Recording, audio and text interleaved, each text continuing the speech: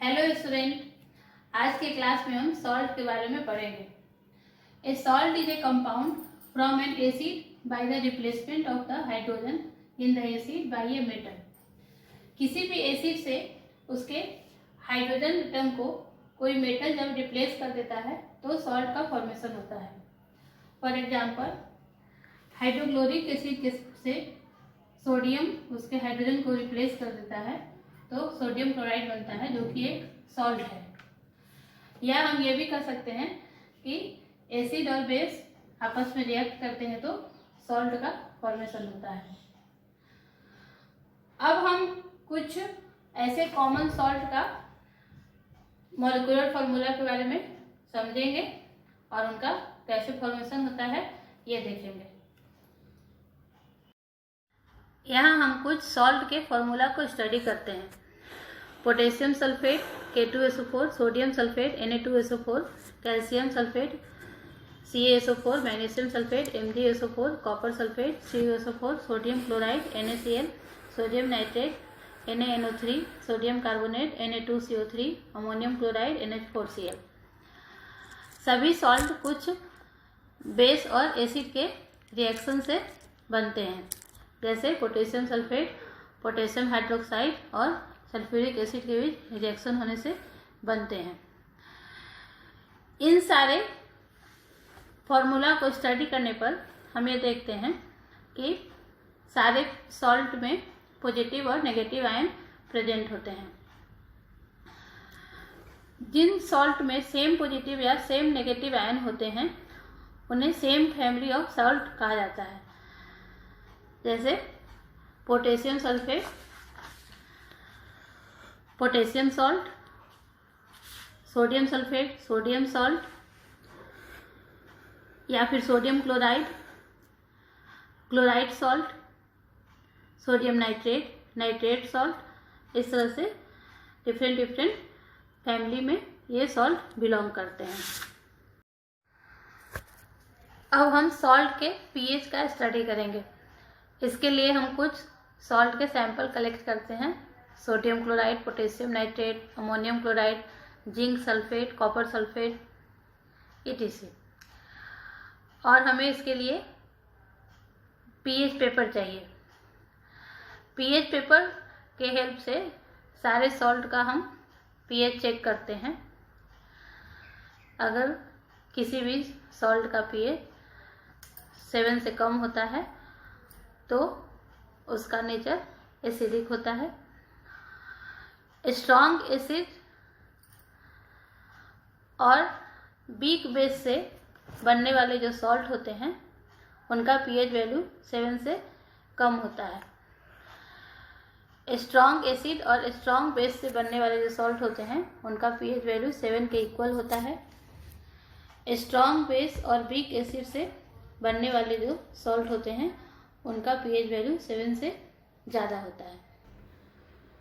Common salt, जिसे हम sodium chloride के रूप में जानते हैं, इसका हमारे लाइफ में बहुत ही इम्पोर्टेंस है। हम अपने फूड में इसका बहुत ज़्यादा यूज़ करते हैं।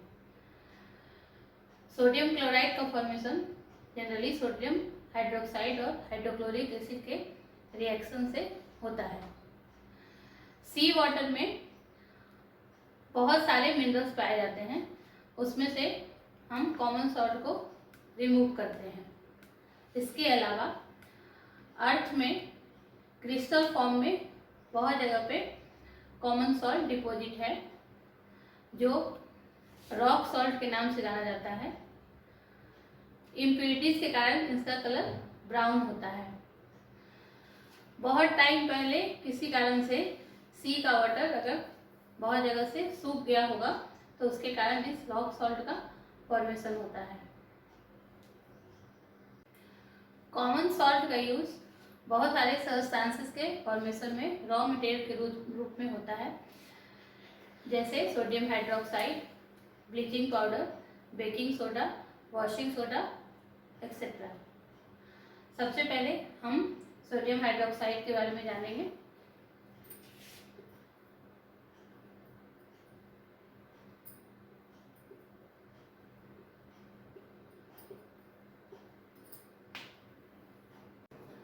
सोडियम क्लोराइड का वाटर सोल्यूशन को जब हम इलेक्ट्रोलिसिस करते हैं तो हमें सोडियम हाइड्रोक्साइड, क्लोरीन गैस और हाइड्रोजन गैस मिलता है।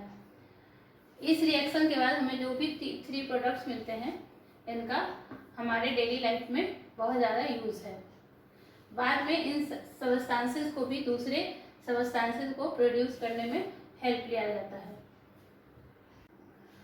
सोडियम क्लोराइड के इलेक्ट्रोलिसिस के कारण जो क्लोरीन गैस हमें मिलता है उसका यूज़ हम ब्लीचिंग पाउडर के फॉर्मेशन में करते हैं। जब स्लैग-क्लाइम या कैल्शियम हाइड्रोक्साइड को क्लोरीन गैस के साथ रिएक्ट करवाया जाता है तो हमें ब्लीचिंग पाउडर मिलता है। ब्लीचिंग पाउडर का हमारे लाइफ में बहुत ही इम्पोर्टेंस है, बहुत सारे यूजेस हैं। फैब्रिक इंडस्ट्री में कॉटन क्लॉथ को ब्लीच करने के लिए ब्लीचिंग पाउडर का यूज़ किया जाता है। पेपर इंडस्ट्री में पेपर को ब्लीच करने के लिए ब्लीचिंग पाउडर का यूज़ किया जाता है। लॉन्ड्री में क्लॉथ को क्लीन करने के लिए ब्लीचिंग पाउडर का यूज़ किया जाता है। केमिकल इंडस्ट्री में ऑक्सीडाइजिंग एजेंट के रूप में ब्लीचिंग पाउडर का यूज़ किया जाता है और ड्रिंकिंग वाटर को जर्म फ्री करने के लिए ब्लीचिंग पाउडर का यूज़ किया जाता है। बेकिंग सोडा का यूज़ फूड को टेस्टी बनाने के लिए किया जाता है। बेकिंग सोडा का फॉर्मेशन में भी सोडियम क्लोराइड रॉ मटेरियल के रूप में यूज़ किया जाता है। सोडियम क्लोराइड को कार्बन डाइऑक्साइड और अमोनिया से रिएक्ट करवाने से हमें सोडियम हाइड्रोजन कार्बोनेट मिलता है, जिसे बेकिंग सोडा कहते हैं। बेकिंग सोडा एक माइल्ड बेसिक सॉल्ट है, जिसके कारण ये एसिड को न्यूट्रलाइज करने का भी प्रॉपर्टी रखता है। बेकिंग सोडा को जब हम हीट करते हैं तो हमें वॉशिंग सोडा मिलता है। मीन्स जब हम सोडियम हाइड्रोजन कार्बोनेट को हीट करते हैं तो हमें सोडियम कार्बोनेट मिलता है।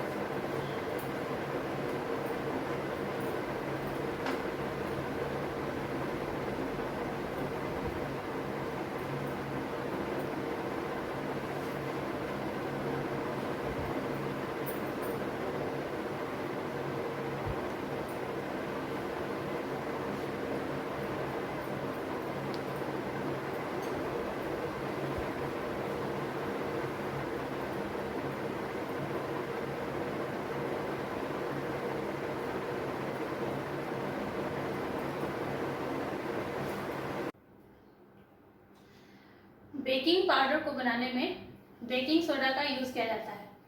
जब बेकिंग सोडा को किसी माइल्ड एसिड के साथ रिएक्ट करवाते हैं तो बेकिंग पाउडर मिलता है।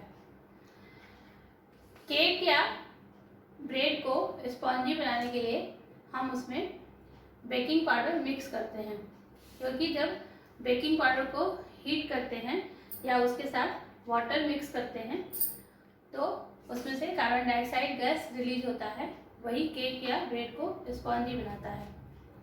इसके अलावा एंटासिड बनाने के लिए भी बेकिंग सोडा का यूज़ किया जाता है। एल्केलाइन नेचर होने के कारण ये एसिड को न्यूट्रलाइज करने में हेल्प करता है और इसका यूज़ फायर एक्सटिंग्विशर में भी किया जाता है, जहाँ पे सोडा एसिड के साथ रिएक्ट करके कार्बन डाइऑक्साइड का फॉर्मेशन करता है, इसके कारण फायर एक्सटिंग्विश हो जाता है। बेकिंग सोडा को जब हम गर्म करते हैं तो हमें वॉशिंग सोडा मिलता है, फिर उसको वाटर के साथ रिक्रिस्टलाइजेशन करते हैं तो हमें वॉशिंग सोडा मिलता है। वॉशिंग सोडा के जनरल फार्मूला के साथ 10 मॉलिक्यूल वाटर का भी एडेड होता है। इसके बारे में हम बाद में जानेंगे कि ऐसा क्यों है। बेकिंग सोडा और वॉशिंग सोडा दोनों का बहुत सारे इंडस्ट्रीज में बहुत सारे यूजेस हैं। वॉशिंग सोडा का यूज पेपर, ग्लास और सोप इंडस्ट्री में, बोरेक्स को बनाने में, क्लीनिंग एजेंट के रूप में और वाटर के परमानेंट हार्डनेस को रिमूव करने में किया जाता है। क्या सॉल्ट के सारे क्रिस्टल ड्राई होते हैं? इसको समझने के लिए हम एक एक्टिविटी करते हैं। एक ड्राई बॉइलिंग ट्यूब में कॉपर सल्फेट के कुछ क्रिस्टल लेते हैं। उन क्रिस्टल को हम बर्नर पे हीट करते हैं। हीट करने के बाद हम देखते हैं कि ब्लू कॉपर सल्फेट का कलर वाइट हो जाता है और एक पाउडरी सब्सटेंसेस का फॉर्मेशन हो जाता है और बॉइलिंग ट्यूब के ऊपर छोटे छोटे वाटर के ड्रॉपलेट्स हमें दिखते हैं। उसको ठंडा कर देते हैं। बाद में फिर उसे उसमें 2 और 3 ड्रॉप्स ऑफ वाटर मिक्स करते हैं तो हम देखते हैं कि वाइट कॉपर सल्फेट का कलर फिर से ब्लू हो जाता है। इससे हमें ये पता चलता है कि कॉपर सल्फेट में पहले से ही वाटर के मॉलिक्यूल्स प्रेजेंट थे और इसके कारण इसका कलर ब्लू था। उसको जब हम हीट करते हैं तो वाटर ड्रॉपलेट्स का इवेपोरेशन हो जाता है और कॉपर सल्फेट वाइट हो जाता है। फिर वापस जब उसमें वाटर मिक्स करते हैं तो उसका ब्लू कलर वापस आ जाता है। इसके अलावा और भी कुछ सॉल्ट हैं जिनमें वाटर प्रेजेंट होते हैं। हमने पहले ही देखा कि सोडियम कार्बोनेट के साथ भी वाटर के 10 मॉलिक्यूल प्रेजेंट होते हैं। फिर जिप्सम एक सॉल्ट है जिसके साथ भी वाटर के 2 मॉलिक्यूल प्रेजेंट होते हैं। जिप्सम का केमिकल फॉर्मूला CaSO4 2H2O होता है। मीन्स कैल्शियम सल्फेट के साथ वाटर के 2 मॉलिक्यूल प्रेजेंट होते हैं, उसे जिप्सम कहते हैं। जिप्सम को 373 डिग्री केल्विन हीट पे जब हम गर्म करते हैं तो वो अपना वाटर मॉलिक्यूल लूज करता है और कैल्शियम सल्फेट हेमीहाइड्रेट का फॉर्मेशन होता है। इसे ही प्लास्टर ऑफ पेरिस कहा जाता है। प्लास्टर ऑफ पेरिस एक वाइट पाउडर है जिसमें अगर फिर से हम वाटर मिक्स कर दें तो जिप्सम का फॉर्मेशन हो जाता है। प्लास्टर ऑफ पेरिस का यूज़ डॉक्टर बोन फ्रैक्चर होने पे प्लास्टर में करते हैं। इसके अलावा प्लास्टर ऑफ पेरिस का यूज टॉयज बनाने में और डेकोरेशन मटेरियल में सरफेस को स्मूथ करने के लिए किया जाता है। आज हमारा लेसन कंप्लीट हो रहा है एसिड बेस एंड सॉल्ट। अब इसके बाद मैं सारे एक्सरसाइज के क्वेश्चन आंसर डाल रही हूँ। इसको आप लोग नोटबुक में लिख के प्रैक्टिस करना, लर्न करना।